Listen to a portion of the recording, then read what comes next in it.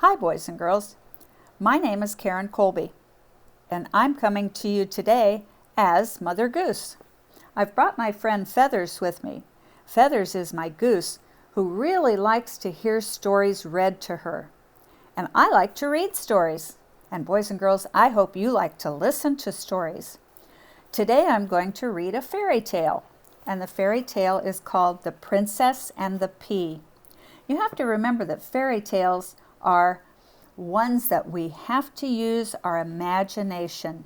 Lots of things in fairy tales are just make-believe. We know the difference between real and pretend, and so we have to remember that when we're reading a fairy tale. This, as I said, is called The Princess and the Pea. Once upon a time, there was a prince who wanted more than anything to fall in love and get married. But though he met one princess after another, there was always something not quite right. They just aren't real princesses, he said. They aren't real princesses at all.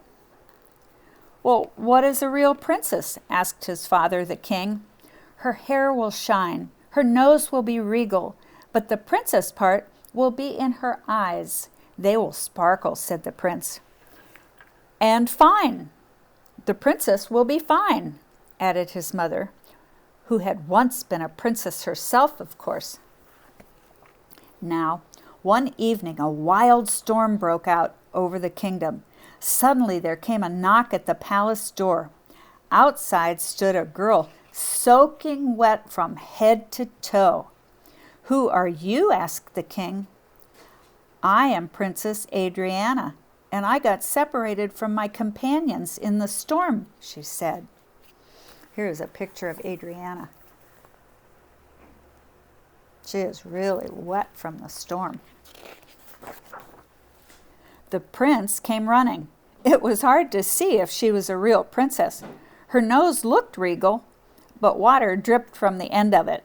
And her eyes, the prince could hardly see them behind the mop of wet hair. Now the queen knew that a true princess would be very, very delicate, and she thought of a way to test the girl's claim. She gathered all the mattresses and quilts from all the beds in the palace and stacked them up one on top of the other. Then she secretly tucked a tiny little pea under the bottom mattress and bid the girl good night.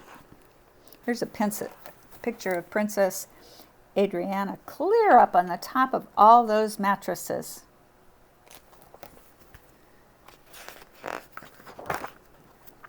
When the girl came down in the morning, she was a lovely sight to see. Her hair flowed long and wavy, washed clean from the rain. Her nose was just as regal as could be. And when she looked up, "Your eyes, they're so sparkly," said the prince. "But you're yawning," said the queen. "Didn't you sleep well, my dear?"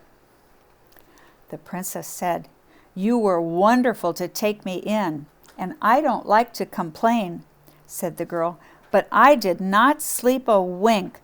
There was a lump in my bed, and I'm afraid it kept me awake all night." "Aha!" cried the queen. "You are a real princess.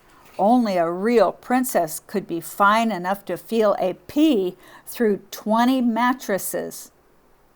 The prince quickly fell in love with the princess. In time they got married, and the prince started making the bed every day, careful to smooth out any lumps or wrinkles so that his dear princess would enjoy a good night's sleep. And here's the picture of the prince and the princess and their cat curled up on the bottom of the bed. That's a fun story. I like that.